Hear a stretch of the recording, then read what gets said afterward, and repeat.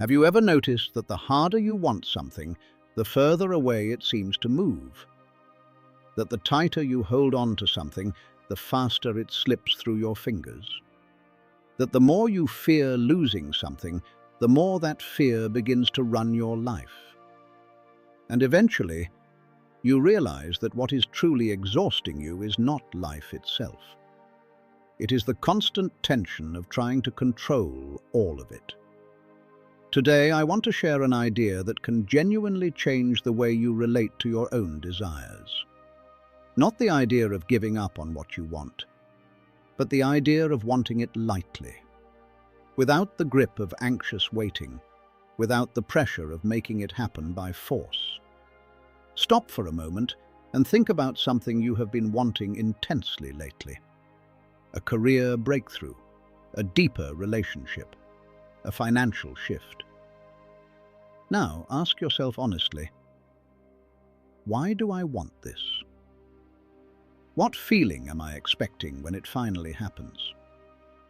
And most importantly, what is stopping me from feeling that way right now? Because perhaps the issue is not the goal itself. Perhaps it is the weight you have loaded onto it. The Stoics taught that inner freedom begins the moment you stop trying to control what is not yours to control. And that is exactly what we are exploring today.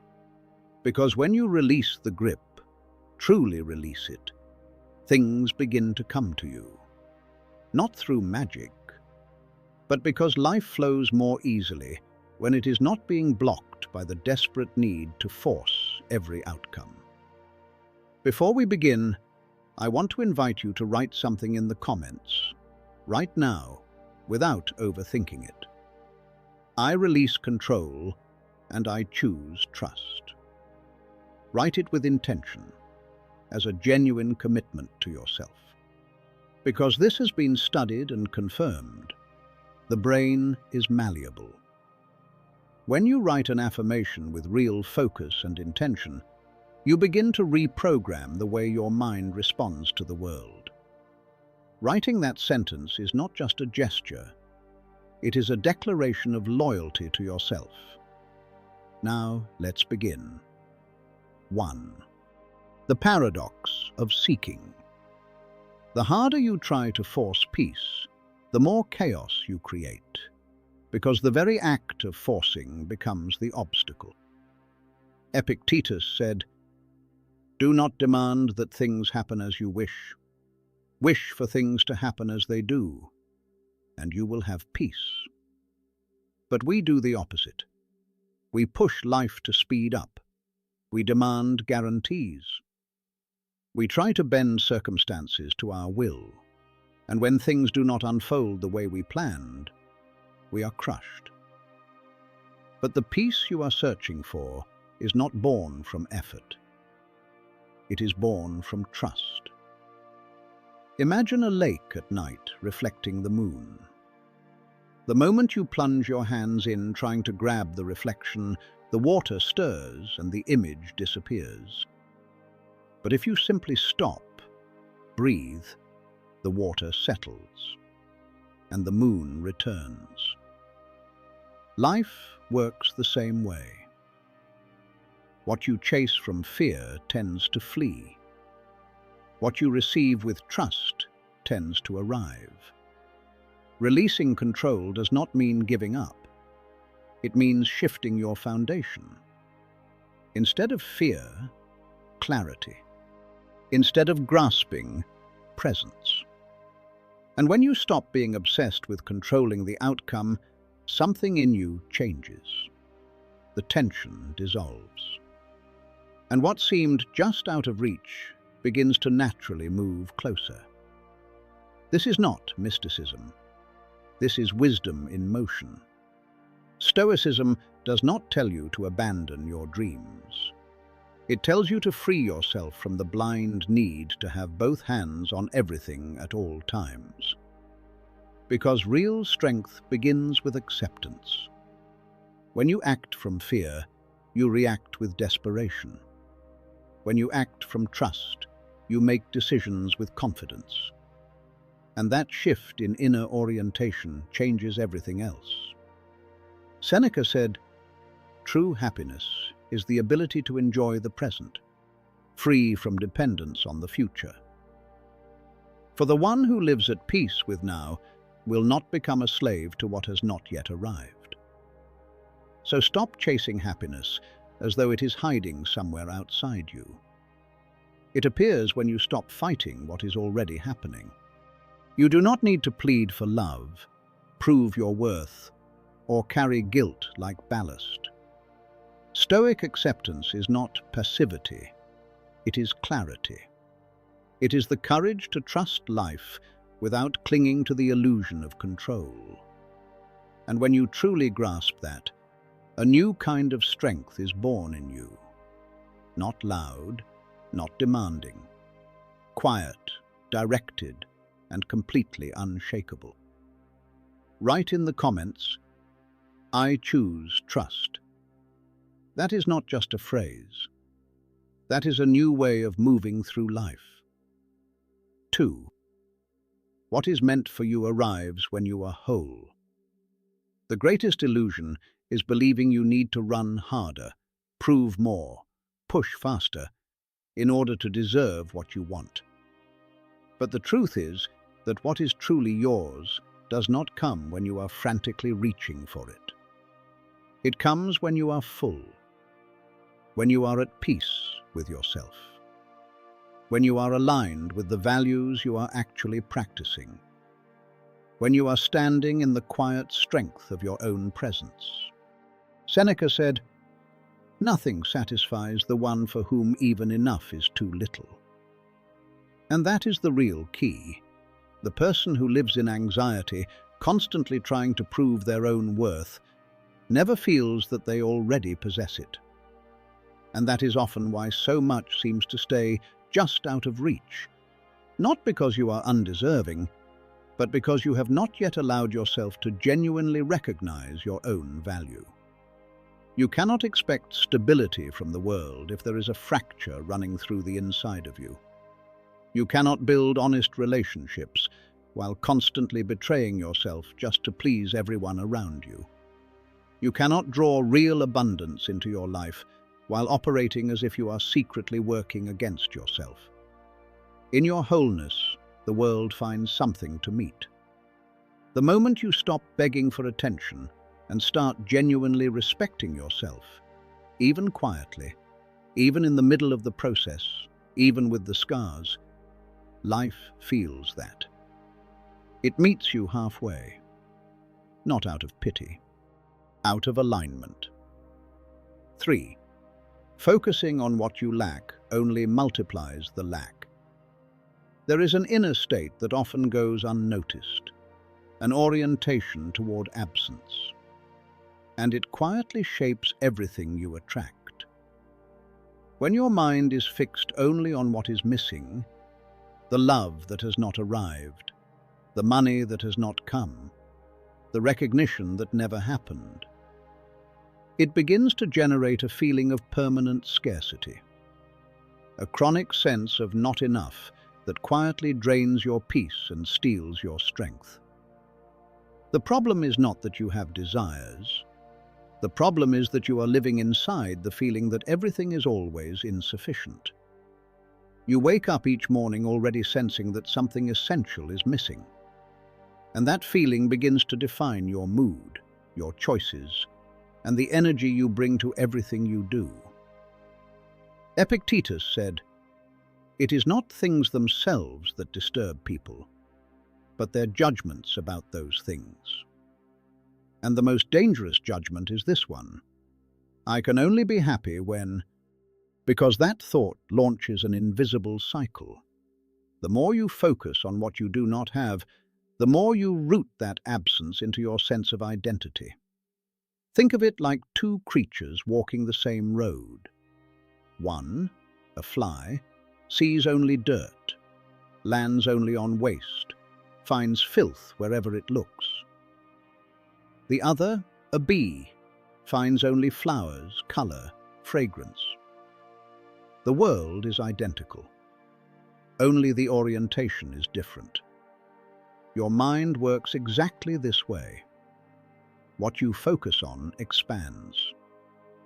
If you see only lack, you will convince yourself that everything is always lacking. But when you learn to see what you already have, what you are capable of creating, the whole experience of your life begins to shift. A mind focused on lack cannot see opportunity. But when you redirect your attention from what is missing toward what you can build, you stop being a beggar of emotions and start becoming the creator of your own reality. Releasing the feeling of scarcity does not mean everything instantly changes. It means you stop feeding it. Genuine generosity starts as an inner state, and only then does it become an outer result. So instead of saying, "I need this to be happy," try saying, "I already have everything I need to begin." And watch what shifts. Because when you release the identity of someone who is always lacking something, you begin to live like someone who already has enough. And the world responds to exactly that frequency. 4. Act as if it has already happened. You do not attract what you want from a place of desperate hoping. You attract what you embody with consistent alignment. The mind needs evidence. And the person who spends their days behaving as if they are still waiting simply confirms, to themselves and to the world, that they do not yet believe. But when you begin to move as if you genuinely know where you are going, something changes. The signal you send out shifts. This is not mysticism, this is psychology. Want confidence? Behave like someone who can be trusted with responsibility. Want respect? Carry yourself with dignity. Want to draw healthy relationships into your life? Become a safe presence for the people already around you. Epictetus said, "First, tell yourself what kind of person you want to be. Then act accordingly." That is the whole formula. Most people wait to feel something before they act. But the real movement happens in reverse. You act first, and the feeling follows. Want to live with abundance? Practice genuine gratitude. Want to live with love? Be present. Want to experience peace? Stop feeding yourself the old stories that keep you at war with yourself. You do not need to wait for the world to change before you shift the energy you bring to it. Because when you stop being the one who desperately asks for things and become the one who creates, the world responds in an entirely different way. Not by coincidence, but because you have finally begun to resonate with the frequency of what you actually want. 5. The role of trust, and why it is nothing like passivity. Trust does not mean sitting still and waiting for things to happen on their own. It means having the courage to act, even when your heart is beating fast, even when you cannot see the full path, even when the outcome is uncertain.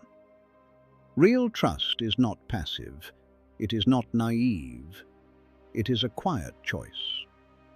An inner strength that whispers, "I do not yet know exactly how this will unfold, but I know I will be able to handle it." Epictetus said, "It is not the events themselves that disturb us. It is our interpretation of them." And this is exactly where trust shows up. It begins the moment you change how you respond to what you cannot control. When you release the need to dominate every variable, what remains? You. Your presence. Your ability to meet this moment with dignity. Stoic trust is not blind faith or shallow optimism. It is built through practice. It grows every time you look back at your own history and see what felt like an ending became a beginning. What broke me eventually shaped me. What went out of control taught me more than everything that went according to plan. And here the wisdom of Alan Watts lands with precision. When you try to stay on the surface, you sink. But when you allow yourself to go under, you float. That is trust. When you stop fighting the present begins to hold you. When you genuinely trust, the mind settles. You stop spending energy trying to predict everything that is unpredictable. You stop exhausting yourself trying to manage every person, every situation, every reply. You breathe more deeply because you finally understand your job is to give the best of yourself. Everything else is not in your hands. Marcus Aurelius wrote, "Accept without pride, release without clinging." That is what trust looks like. Releasing what does not belong to you and directing your strength to where it can actually change something. And what happens when you do that? You stop suffering in advance. You sleep better. You listen more fully. You become more present, more whole, more free. You begin to make mistakes with more composure because you have stopped demanding perfection from yourself. You live with more peace, not because everything is resolved, but because you have grown strong enough to keep going even while things remain uncertain. So today, stop demanding answers. Stop trying to predict the future. Simply take the next step, with full awareness, full intention, and full calm. Because that is trust. Moving forward without requiring guarantees. 6.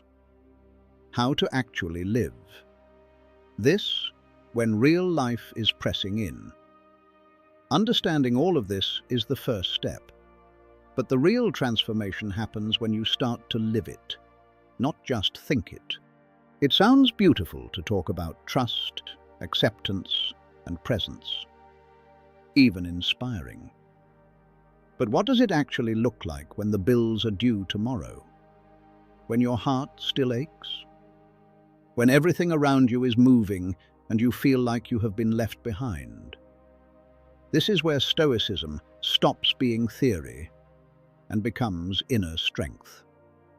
The first practice to develop every day is this understanding. Peace is not born from control. It is born from clarity. And clarity requires presence. Before trying to change everything around you, stop and look inward. What is truly holding you back? What are you trying to keep from slipping away? What are you not yet ready to release? Maybe it is a person who left, and you are holding on because letting go feels like losing them again. Maybe it is a standard that no longer makes sense, but your pride will not let you put it down. Maybe it is a painful memory you have not forgiven. Or maybe it is simply fear, the fear of starting over. The pain intensifies when you resist what has already happened.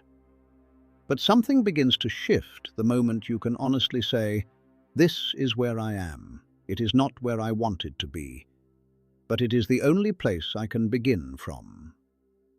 Here is an example. Imagine someone who has just lost a relationship. The impulse to go back, fix things, and reverse time feels overwhelming. But peace begins the moment that person finds the courage to say, "This is over. And even though I am still hurting, it is time to stop trying to save something that no longer exists." That does not mean ignoring the pain. It means choosing not to drown in it. Choosing to breathe, to take care of yourself, to stop running toward the past, and to begin slowly moving toward what comes next. That is recovery, step by step. A new routine, real support, a different way of seeing yourself, not as someone who was left, but as someone who is finding their way back to themselves. Or another example, someone loses their job. The mind panics, the imagination paints disasters, they begin to grasp at anything. But peace begins when they sit with themselves and say, "This happened. I cannot change yesterday. But today I can update my resume. I can reduce unnecessary spending. I can ask for help. I can reconsider my direction." The transition between panic and presence is exactly where genuine strength is born. Marcus Aurelius wrote, "What is in front of you is enough. Act. Not as someone running away, but as someone who is choosing." And every time the mind races toward anxious what-ifs, bring it back with this one simple but powerful question. What can I do right now with what I have? Sometimes the answer is, clean up your space. Breathe for 2 minutes away from your screen. Or write out everything you are feeling, even if it hurts. These small actions are anchors. They pull you back into the present, the only place where change is actually possible. And when the chaos feels larger than you, remember one of the deepest truths in all of Stoicism. It is not the event that breaks you. It is your judgment of the event. So guard your inner voice carefully. Do not tell yourself, "This is unbearable." Tell yourself, "This is what I need to handle today." And watch how even your posture changes in response. Very often we do not suffer from the difficulty itself. We suffer from the comparison, from demanding that we be faster, stronger, further along, from the invisible pressure to be someone we are not yet. And it is from that internal friction that anxiety, guilt, and the constant sense of falling behind are born. Honor your own rhythm. Stop comparing yourself to people at a different point on the road. Every flower blooms in its own season. Seneca said, "It is not that things are difficult because we do not dare. It is that we do not dare, and so they seem difficult."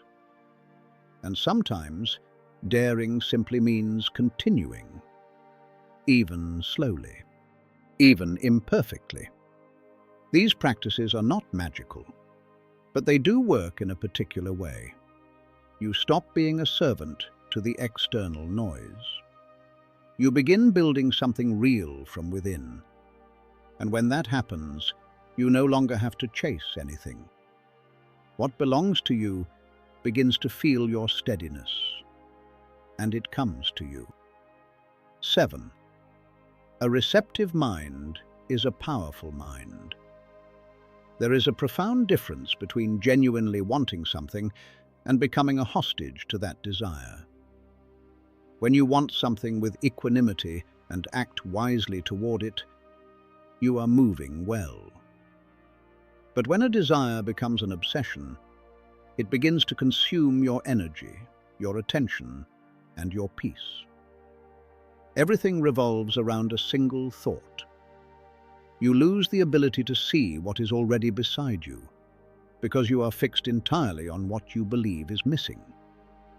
Stoicism teaches us to observe thoughts from a distance, with clarity. Epictetus said, "Do not let thoughts carry you away. Simply observe them." That is the real power of a receptive mind. A receptive mind is not passivity. It is the ability to not cling to every thought as though it were the only truth. It is the willingness to not try to control what is uncontrollable. It is the readiness to live the present moment with ease, without the compulsive need to predict the future in order to feel safe. When you are in obsession, you no longer see reality. You see your anxiety wearing reality's clothing. Everything is filtered through scarcity, urgency, and comparison. And the more energy you pour into that, the more tension you accumulate, and the further from peace you become.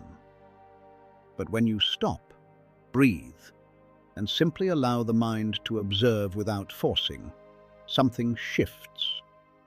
You start seeing things as they actually are, not as your worried mind has been painting them. You trade the illusion of control for the clarity of acceptance. And that is freedom. A receptive mind is like an open window. It lets the breeze come through. It lets light enter. It allows the new to simply happen. It does not try to stop the rain. It does not bar the door against the unexpected. And this does not mean living without goals. It means walking your path with ease, not confusing your results with your worth, not confusing your achievements with your dignity, not confusing control with confidence. You act with intention, but you receive with wisdom. You give effort, but you do not exhaust yourself trying to force what is not yours to force. The lesson is simple. Stop obsessing over what you do not yet have, over what you are reaching for, and allow it to come to you when the time is right. Because when you stop pressing against the path opens on its own. When you stop chasing, what is meant for you finds its own way home. The teacher Thich Nhat Hanh speaks of this kind of presence, the quality of being fully here, without demand, without the need to hold everything still. That stillness is not emptiness, it is readiness. And the person who is truly ready receives things the person who is grasping best could. 8. The real obstacles to letting go, and how to move past them. Everyone talks about the importance of releasing control, trusting the process, and not clinging to outcomes. In theory, it sounds obvious, even simple. But in practice, when the real moment arrives to let something go, to stop trying to hold someone, to accept that a situation has left your hands, something rises inside you and pulls back. That resistance is internal, and almost always it disguises itself as self-protection, as if clinging to chaos were somehow safer than facing the openness of a new beginning. But that is precisely what keeps you trapped. The first obstacle: fear. Fear of loss. Fear of failure. Fear that if you release your grip, you will end up with empty hands. But think honestly. How many times have you held on to something so tightly that you did not even notice it was suffocating you? It is like clutching a thorned branch. The tighter you squeeze, the more it hurts. Epictetus said, "Nothing great is destroyed by external loss, only by our own thinking about it." You do not have to lose what is genuinely valuable. But perhaps it is time to release the belief that value is only measured by what you manage to keep at any cost. Because sometimes the only way to protect what is truly good, including what remains in you, is to let go of what no longer belongs. Another subtle obstacle: impatience. We live in an era of speed, goals, and relentless comparison. We want results before the process has ripened. But peace is not inactivity. It is presence. It is the awareness that maturation takes time. Think of a tree after pruning. It looks bare, empty, even broken. But inside that quiet waiting, new growth is already forming. The most worthwhile things do not arrive through force. They ripen in their own time. And this requires a particular kind of trust, not blind faith, but the knowing of someone who has been through enough to say, what is invisible today will become visible tomorrow. There is also the obstacle of rigidity, the pain that arrives when life refuses to follow the script you wrote for it. But ask yourself honestly, did life truly disappoint you? Or were your expectations simply too large to carry? It is like building a sandcastle and being angry at the sea. The problem is not the tide. The problem is the illusion of permanence. Too many expectations become invisible chains. And very often we suffer not from what actually happened, but from the picture we drew in our minds of how everything was supposed to go. Seneca wrote, "If you want everything to happen as you have planned it, you will be miserable. But if you accept what life gives, you will find peace." Flexibility is not weakness. It is emotional intelligence in motion. And then there is pride, the voice that whispers, "If you let this go, it means you lost." But releasing is not losing. It is wisdom. It is humility. It is the honest acknowledgement that we are part of nature's movement, not above it. Like everything in nature, we move through cycles, seasons, and phases. When we try to force something against that rhythm, nothing advances. Not because we lack effort, but because we are no longer in harmony with reality. But underneath all these obstacles sits one singular desire, the desire for control. Control over other people's feelings, over timing, over the arc of events. Yet life is not an engineering project. It is a river, and the person who tries to hold water in their palms ends up exhausted and loses the most important things in the process. You do not need to release everything at once. Start small. Today, release one demand. Tomorrow, release one judgment. That conversation that always hits a dead end, let it rest. This is like lightening a backpack on a long walk. You do not need to throw everything out. Just leave behind what is no longer helping you move forward. And see what happens. The world will not collapse. Something new will begin to grow instead. A lightness, a clarity, a freedom you forgot was possible. And finally, one common mistake. Thinking that releasing something means you no longer care. That is a distortion. When you release with awareness, you care more deeply. Not from scarcity, but from presence. Not from attachment, but from love. There is a difference between holding someone's hand and pulling them by the collar. The first is support. The second is control. To release is to trust. And to trust does not mean folding your arms. It means acting where it genuinely matters. Here, now, from within. 9. How to actually receive what you want. Most people are consumed by outcomes. They want success, they want happiness, they want to be seen, but they keep forgetting the most fundamental thing. You have no control over the result. You only have control over the process.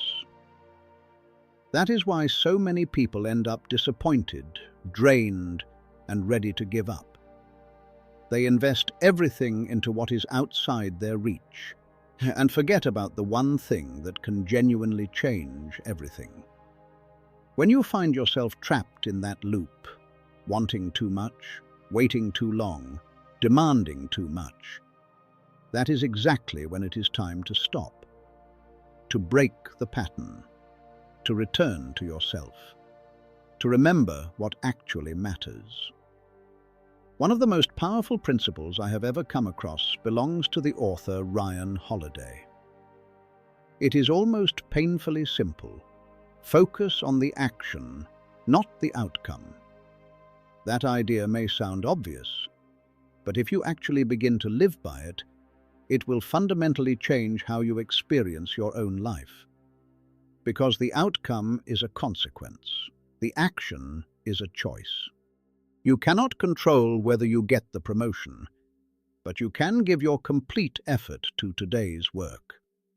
You cannot control whether someone will love you, but you can choose to show up with honesty and care. You cannot control when something will arrive, but you can be genuinely ready when it does. Stoicism has always emphasized this. Do not spend your life waiting for the world to hand you something. Instead, give the world your very best, with action, with focus, with full presence. Because the harder you cling to the desire for a particular result, the further it seems to drift. But the deeper you root yourself in the present moment, in what you can actually do, the faster the path builds itself. You may not receive everything immediately, but if you continue to plant with clarity and consistency, what is truly yours will grow. Not by accident, but because you acted with meaning. So trust yourself. Believe that you are worthy of arriving where you are aiming. But keep your energy focused on what you can do right now, not on what you have not yet received. Free yourself from the weight of expectation. Replace it with the power of genuine commitment. Because the more you think about success, the less often it appears. But the more you act with intention, the more quietly and surely success begins to find you. Sometimes what you have been searching for has been close all along, just waiting for you to slow down, to open your heart, and to allow yourself to receive it, without trying to control every detail of how it arrives. And when you do that, life begins to unfold, not because you forced it, but because your inner peace invited it in. This is where Viktor Frankl's insight strikes with full precision. Do not aim at success. The more you make it a target, the more you will miss it. Because success, like happiness, cannot be pursued directly. It emerges as a byproduct, as a natural result of a life lived with integrity and full engagement. So allow it to happen. And in time, you will find that success begins searching for you, simply because you stopped being obsessed with it. That is the essence of all of this. Release, act, and allow things to be. Life does not need to be forced into flowering. It blooms when you stop resisting it and begin to be fully inside it. Dear viewers, if this video gave you something real, please subscribe to the channel, like this video, and tap the bell so you do not miss what is coming. Share your reflections and questions in the comments. I am always glad to hear from you and to be part of your path toward growth. Thank you for watching, and I will see you in the next one.